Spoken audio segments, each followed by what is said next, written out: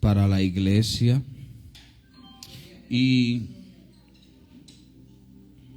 de alguna manera ha bendecido mi vida por haberlo comprendido, y lo he predicado más de una vez precisamente por eso, porque puede hacer razonar a la gente. Quiero que me preste mucha atención. En este momento nos olvidamos de los niños, nos olvidamos de todo, porque fue el tiempo que sacamos para Dios, para la iglesia, y ya se detiene aquí todas otras distracciones y solamente prestamos atención a la palabra. Aleluya. Entonces, vamos a hablar de perspectivas. Cambio de perspectiva. Si usted analiza lo que es perspectiva y lo busca en su contexto o en el diccionario, se va a poder dar cuenta que habla de punto de vista. Habla de un enfoque, o desde el lugar, desde de donde yo veo las cosas. Punto de vista, o la consideración que tengo de ciertas cosas, o de donde yo miro las cosas. Tiene varios sinónimos. Perspectiva tiene como sinónimo óptica, prisma, ángulo, visión y enfoque. Esos son los sinónimos de la palabra perspectiva. Yo tengo desde aquí una perspectiva, o veo la iglesia desde una perspectiva. Yo la estoy viendo de frente hacia ustedes y le estoy viendo el rostro a todos ustedes. Sin embargo, ustedes no ven lo mismo que yo. Ustedes están viendo hacia el frente, están viendo las luces, el logo, al pastor, al púlpito. Sin embargo, todos estamos en el mismo lugar, pero estamos viendo cosas distintas. ¿Por qué? Por el lugar de donde ves las cosas. Esto se llama perspectiva. Nosotros tenemos cada uno una perspectiva desde dónde ven las cosas, desde dónde ven al mundo, desde dónde ven a las demás personas, desde dónde ven a Dios incluso.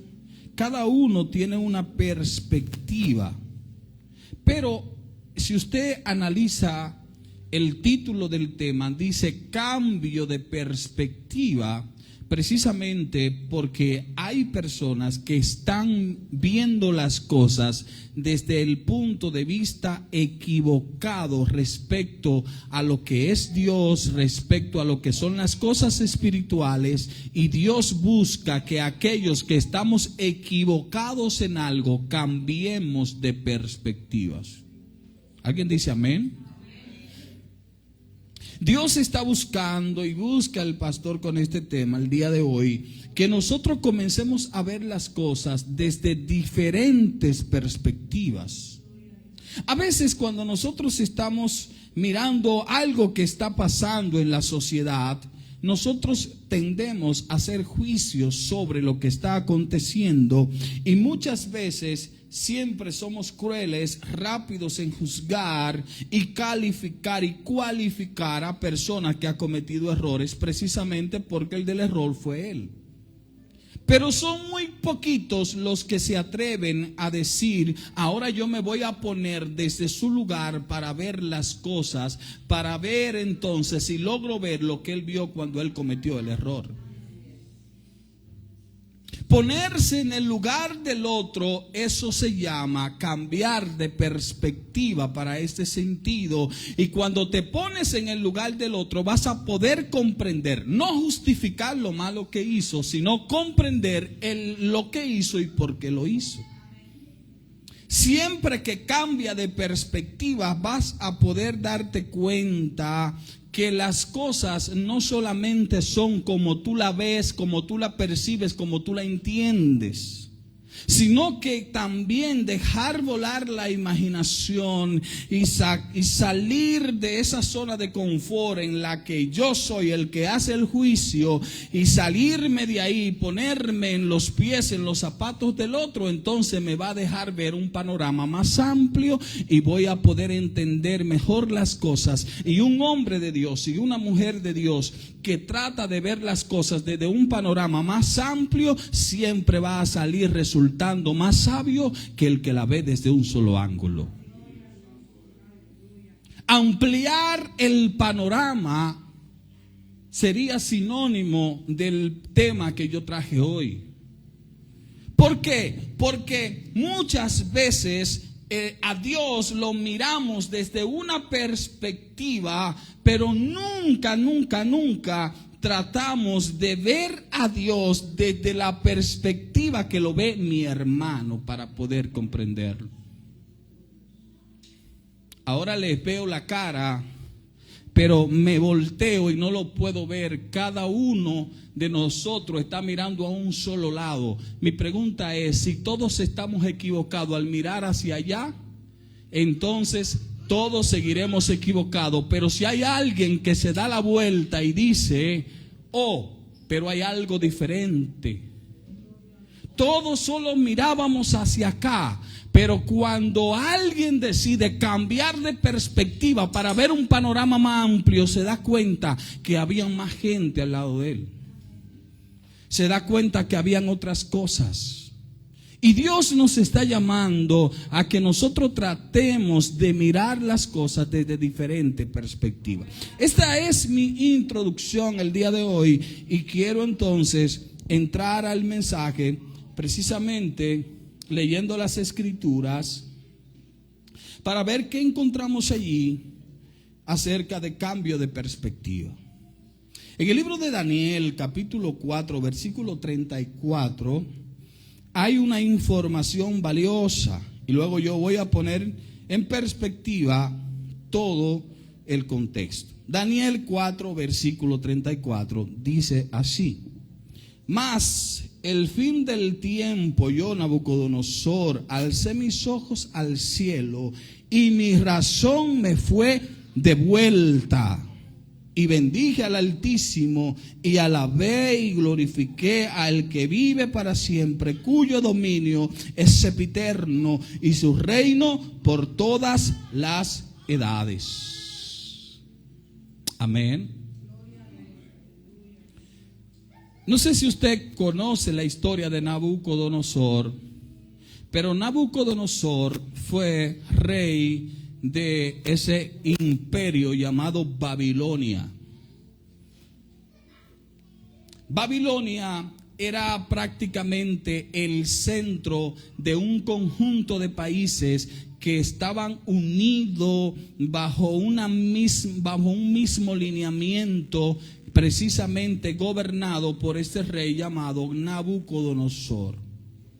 Nabucodonosor es el hombre que estaba a cargo de Babilonia en el momento cuando Dios le habla a Jeremías que iban a llevarse cautivo al pueblo, y después que Jeremías da la palabra y se cumple, no como hoy que los profetas están dando palabra y no se cumple nada, lamentablemente.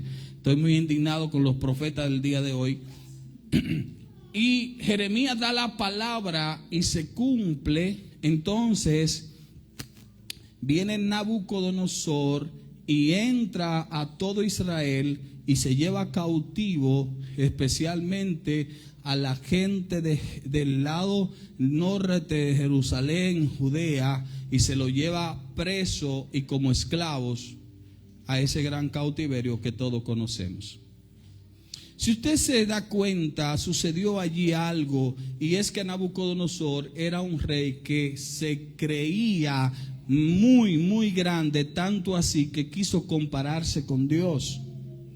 Porque Nabucodonosor era un rey que tenía tanto poder que entraba a las naciones como entró a Israel y lo tomaba y se lo llevaba cautivo, Nabucodonosor era un hombre que tenía mucho oro, mucha fuerza, un ejército grande, enorme. Y este hombre, por toda la grandeza, por eso es que el hombre, mientras más grandeza tiene, mientras más cosa obtiene, más grande se cree. Por eso es que muchas veces a Dios, a nosotros, al no darnos mucho, lo que está haciendo es cuidándonos, porque el tener el poder lo que hace es que corrompe el corazón. Y Nabucodonosor tenía todo este poder, toda esta fuerza, todo este dinero, y se creyó grande, tanto así que mandó hacer una estatua. Y esa estatua no solamente era para presentarla en uno de los lugares de Babilonia, sino que se le debía de adorar.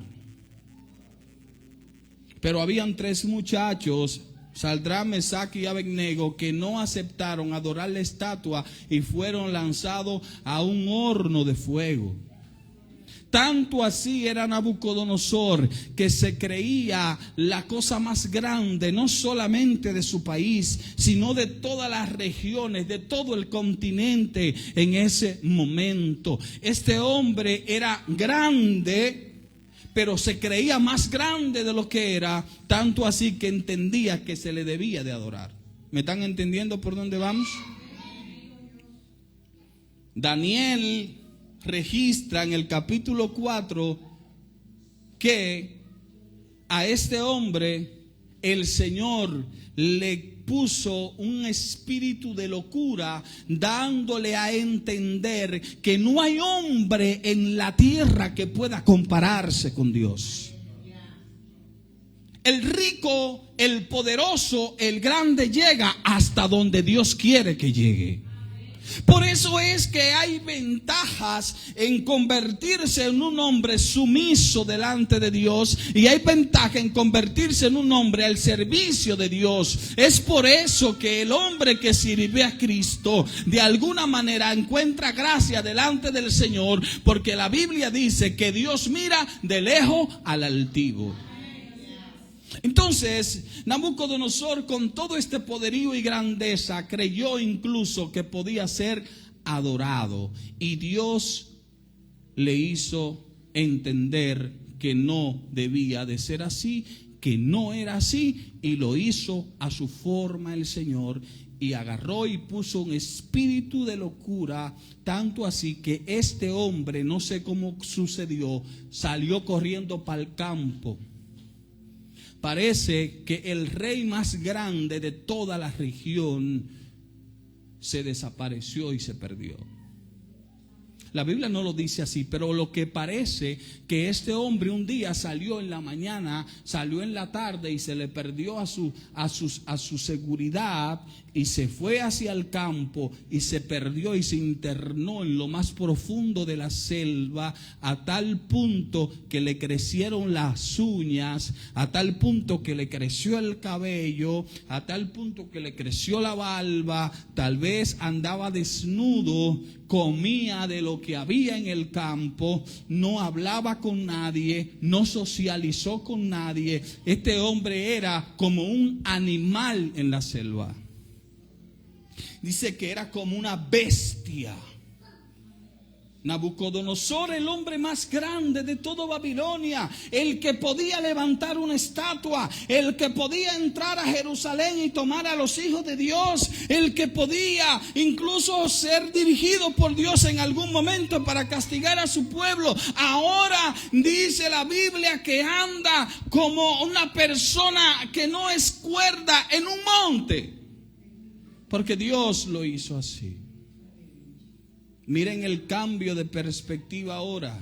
Nabucodonosor miraba a todos pequeñitos, pero cuando Dios entra en el juego, ahora Él es menos que todos los pequeñitos que Él miraba. Porque lo que Él miraba como pequeñitos comían en mesa y dormían en cama, y Él comía del suelo y dormía en el suelo. Lo que Él miraba como pequeñitos, estos estaban tranquilos en sus hogares y Él pasaba frío en el campo.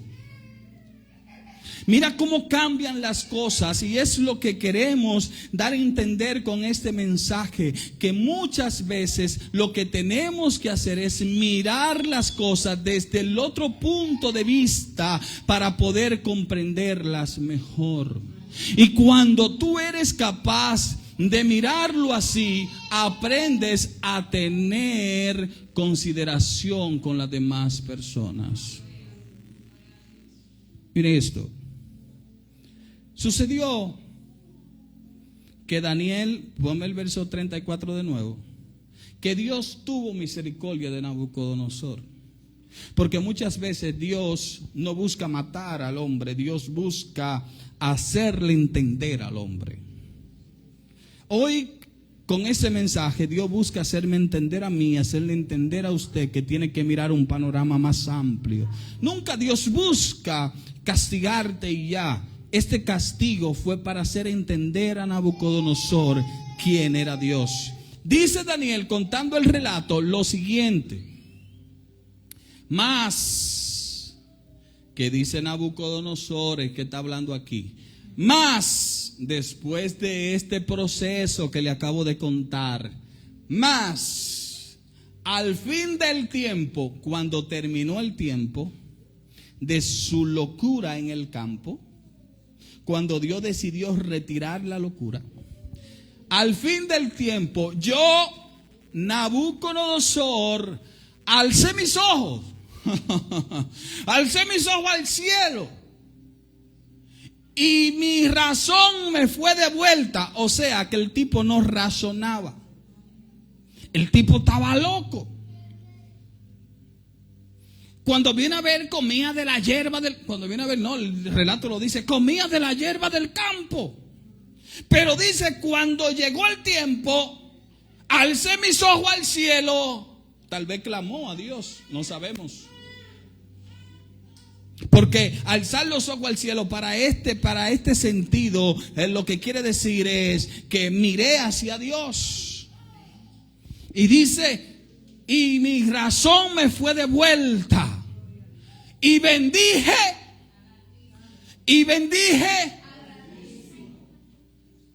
al Altísimo, al que tú te comparabas con él. Al Altísimo, al que tú querías igualarlo buscando adoración. Y dice, y alabé y glorifiqué al que vive para siempre. Pues él sabe quién es el que vive para siempre. Él sabía quién era el que vivía para siempre. Aleluya. Cuyo dominio no era como el dominio de él. Porque el dominio de Nabucodonosor era limitado a los países que él había conquistado.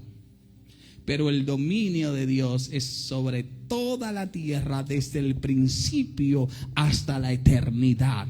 El dominio de Dios es sobre los cosmos, sobre el universo, sobre las galaxias, sobre el cielo, sobre los ángeles, sobre los demonios y sobre el diablo.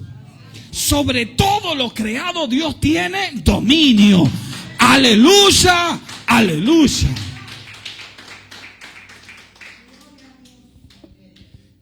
Y su reino, porque el reino de Nabucodonosor tenía unos años, creció, se hizo grande, se hizo fuerte, pero ahora él reconoce que el reino de Dios es por todas las edades. Wow. ¿Qué pasó con Nabucodonosor? Que el tipo arrogante, el fuerte, el que tomaba las cosas a las fuerzas, ahora reconoce, pon el verso, ahora reconoce las grandezas del Señor. Ahora él cambia de perspectiva. Ya no mira las cosas desde el lugar de donde las veía. Ahora él mira a Dios como el que es digno de alabarle. Lo mira como el Altísimo. Lo mira como el Rey de Reyes. Y lo mira como alguien que tiene un reino sempiterno, que es por todas las edades. Aleluya. ¿Alguien dice amén aquí? Dios hoy nos está pidiendo encarecidamente, iglesia mía que escucha mi voz, por favor, cambia de perspectiva. Desde donde tú me ves, trata de verme desde otros panoramas para que vea mi gloria. Aleluya. Porque el que ve a Dios desde otra perspectiva puede comprender mejor cómo Él actúa, cómo Él se mueve, cómo Él hace en medio de las dificultades que vivimos en el día a día. ¿Sabe qué pasa cuando un hombre ora mucho? Que no solamente escucha la voz de Dios a través de las Escrituras. Cuando duerme, sueña, y cuando sueña, así como soñaba Daniel, puede recibir revelaciones. Y desde el momento que tú comienzas a escuchar la voz de Dios de manera particular, tu perspectiva cambia, porque ya no es igual escucharlo a través del mensaje que se predica en la iglesia, ya no es lo mismo escucharlo a través de las Escrituras, sino que también ahora lo escucha de manera personal y directa. Entonces, la oración hace cambiar de perspectiva a una persona. A veces veo en la iglesia, no solamente en esta, en muchos lugares, que hay personas que llegan a la iglesia con una perspectiva de simplemente ir al culto, y sin embargo, cuando yo entro por la puerta de una iglesia, mi perspectiva es: hoy lo que voy a hacer es adorar al Señor, y voy a levantar mis manos, y yo voy a disfrutar los cantos, y yo voy a disfrutar la oración, y yo voy a conectar mi espíritu con el de Él, porque lo que vinimos a hacer a la casa de Dios fue alabarle, a darle adoración. Aleluya. Y hay una cosa que no se nos debe de escapar, y es que con nuestras manos alabamos al Señor. Y a veces la alabanza está en su mejor tiempo, y veo personas así. No se puede. Háganle caso al pastor. No se puede tener la mano así cuando tú viniste a alabar a Dios. No se puede tener la boca cerrada cuando viniste a alabar a Dios.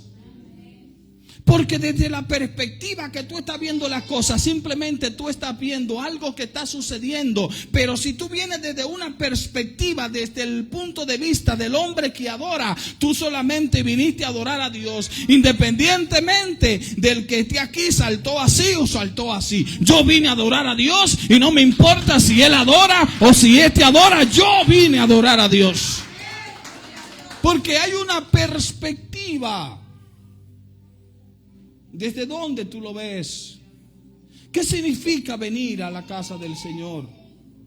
¿Qué significa venir a dedicar tiempo a Él? ¿Qué es un día para ti? Un día para trabajar. Sí, lleva eso. Para jugar con los niños, sí, lleva eso el día. Los 24 horas para dormir, sí, también lleva sueño el día. ¿Para qué es mi 24 horas? Para cocinar en la casa, sí, también lleva de eso. Pero también tus 24 horas tiene que haber un espacio para la oración a Dios. ¿Y sabe qué está pasando? Que tú gritas a los cuatro vientos que eres de Cristo, pero no hablas con ese Cristo en tu tiempo libre. ¿Y qué pasa con esto? Que tú te estás viendo las cosas desde una perspectiva que se puede servir a Dios sin comunicarse con Él. Estoy viendo las cosas desde una perspectiva que yo puedo servir a Dios, pero sin hablar con Él, sin hablarle a Él. Esa es la perspectiva de donde estamos mirando las cosas. Pero Dios nos está llamando ¿a qué? A que lo miremos desde el punto de vista del que dedica tiempo para Él. ¿Qué pasó con el hijo pródigo? Este hombre, el hijo pródigo, andaba gastando el dinero de su papá. El hijo pródigo andaba andando por el mundo, quizá teniendo mujeres. El hijo pródigo andaba disfrutando de los placeres, como dice la canción. El hijo pródigo andaba despilfarrando el dinero de su padre. Pero un día, cuando todo se acabó, cuando tuvo que comer de la comida de los cerdos, cuando ya nadie le daba la palmarada de decir tú estás bien, cuando los amigos se fueron, cuando todo se acabó, dice que comió de la comida de los cerdos, dice que no encontraba dónde dormir y llegó a decir: yo sé lo que voy a hacer, voy a regresar a la casa de mi padre desde donde salí. Él tenía una perspectiva: ¿cuál? Voy a disfrutar el mundo y me voy lejos de mi padre. Cuando Dios lo confronta, cambia de perspectiva y dice: voy a regresar a la casa de mi padre. Aleluya. ¿Alguien aquí alguna vez ha cometido errores que después dice: eso yo no debía hacerlo, eso yo no debí decirlo? Generalmente cuando somos más jóvenes cometemos muchas faltas. Hay cosas que yo me pongo a pensar de las que hice y yo me arrepiento y digo: pero ¿por qué yo hice eso? ¿Qué le pasó a mi cabeza? Me arrepiento de haber hecho esa locura que hice. ¿Tú sabes por qué a veces nos arrepentimos de las cosas que hicimos pasadas? Porque fue que cambiamos de perspectiva, porque nuestra conciencia se elevó, porque nuestro conocimiento aumentó, porque nuestra sabiduría creció, porque maduramos. Y cuando nosotros maduramos y crecemos en la fe y maduramos espiritualmente, nos damos cuenta que estamos cambiando. Y ese cambio lo que significa es que cambiaste de perspectiva. Ya no ves las cosas de la misma manera, ni ves las cosas desde el mismo lugar. Entonces Dios, repito, nos está llamando a un cambio de perspectiva, porque este cambio puede cambiar todo el panorama espiritual nuestro. Yo estoy terminando ya. Cuando yo iba a la iglesia, a mí me sucedía algo, y es que yo sentía la presencia de Dios en la iglesia cuando estaban los coros encendidos. Cuando yo me convertí en el 2007, la iglesia estaba muy avivada y yo me gozaba mucho esos coros y habían personas, hermano, hasta sin saber cantar, y comenzaban a cantar y el fuego de Dios descendía.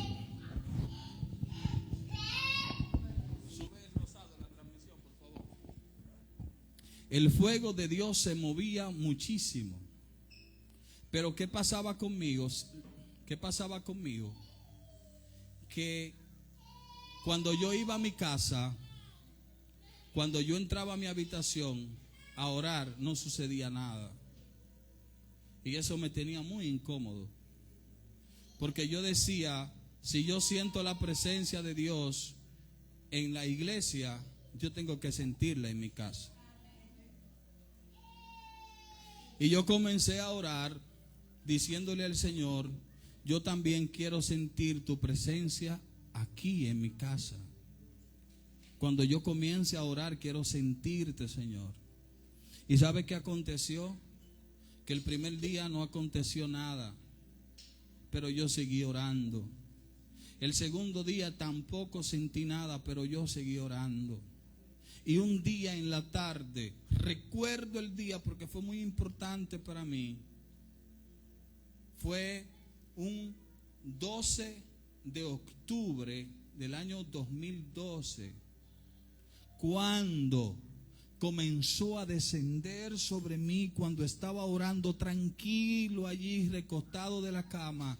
Comencé a sentir la presencia de Dios de una manera muy linda, un fuego poderoso que vino sobre mí, y ya yo tenía años en el evangelio, y yo comencé a clamar diciendo: dame tu presencia, déjame sentirlo. Y comenzó a descender ese fuego tan extraordinario a mi vida, aleluya. Sucede que desde ese día hasta el día de hoy, cada vez que yo cierro mis ojos para orar, yo siento la presencia de Dios. ¿Y sabe por qué? Porque yo le pedí al Señor que me cambiara de perspectiva, porque mi perspectiva era que solo en la iglesia se sentía la presencia de Dios. Y cuando cambié de perspectiva, entonces yo dije: quiero sentirlo en mi casa. Y ya no lo siento en mi casa, sino a todo lugar que voy, que oro, siento su presencia. Y no estoy hablando de mí, yo estoy hablando del que lo hizo, el Espíritu Santo, que es el que cambia de perspectiva a la gente.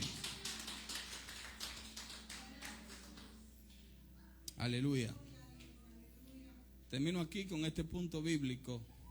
No sé si ustedes recuerdan que ya le hemos hablado, si han leído la historia cuando el pueblo va a entrar a Canaán, la tierra prometida. Moisés ya murió y quien está al frente es Josué. Y Josué, Moisés es el que envía, y Josué y Caleb más 10 personas más es quienes entran a observar la tierra. Todos miraron que habían gigantes, que esos gigantes tenían una fuerza extraordinaria y para pelear con ellos iba a ser muy difícil. Pero también todos observaron que en esa tierra habían unos frutos bien grandes. Y como esos frutos eran bien grandes, era la tierra que ellos deseaban entrar, era el lugar que Dios le había prometido, donde fluía leche y miel. Y ellos estaban viendo que esa tierra daba fruto extraordinario que no habían visto en ninguna otra tierra. Y sucede que cuando entraron los 12 y duraron allí un tiempo observando la tierra, regresaron a dar el informe. Y sorpresivamente, señores, el informe que dieron fue: no podemos entrar a la tierra porque hay gigantes en ella. Sin embargo, Josué y Caleb, de los 12, dijeron: sí podemos entrar. Y esos gigantes nos los vamos a comer como pan. Y los 10 decían no, y 2 decían sí. Mi pregunta es: si en una discusión de 10 testigos, 10 dicen que sí y 2 dicen que no, ¿quiénes tienen la razón? Los 10 tienen la razón. Sin embargo, no era así. Lo que pasa es que los 10 veían las cosas desde la perspectiva de que solamente vieron un gigante, pero los 2 vieron las cosas desde la perspectiva que aunque eran gigantes se lo iban a comer como a pan.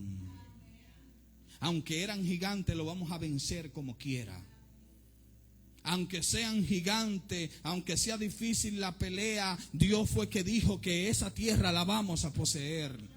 Aunque sea difícil lo que esté aconteciendo ahí adentro, aunque peleemos durante meses, fue Dios que dijo a nuestros padres Abraham, Isaac y Jacob que esa tierra nosotros íbamos a entrar, aleluya. Y si yo le digo hoy a la iglesia, no importa lo que pase, si Dios dijo que tú ibas a llegar, que tú lo ibas a obtener, no importa el problema que se levante, la iglesia lo va a obtener, porque el reino de Dios es para sus hijos. Es para sus hijos. ¿Sabe qué pasó? Que entraron, poseyeron la tierra, se hicieron dueños de ella, la repartieron entre las 12 tribus, entre 11, porque hubo una 12 que no le dieron, la tribu de Leví, porque iban a ser los sacerdotes. Aquí termino. La perspectiva de los 10 son los que representan al mundo. Los del mundo son más que nosotros. Este barrio tiene mucha gente. Y sin embargo, solamente un grupo pequeño son los que tienen la perspectiva de que van a ir al reino de los cielos. Sin embargo, la mayoría están involucrados en otras cosas y no están viendo el reino de los cielos. El hecho de que la mayoría esté equivocada no significa que la victoria no sea de nosotros. La victoria es de nosotros. Alguien dice amén. La victoria es de nosotros. La victoria es de nosotros. Póngase de pie. La victoria es de los hijos de Dios.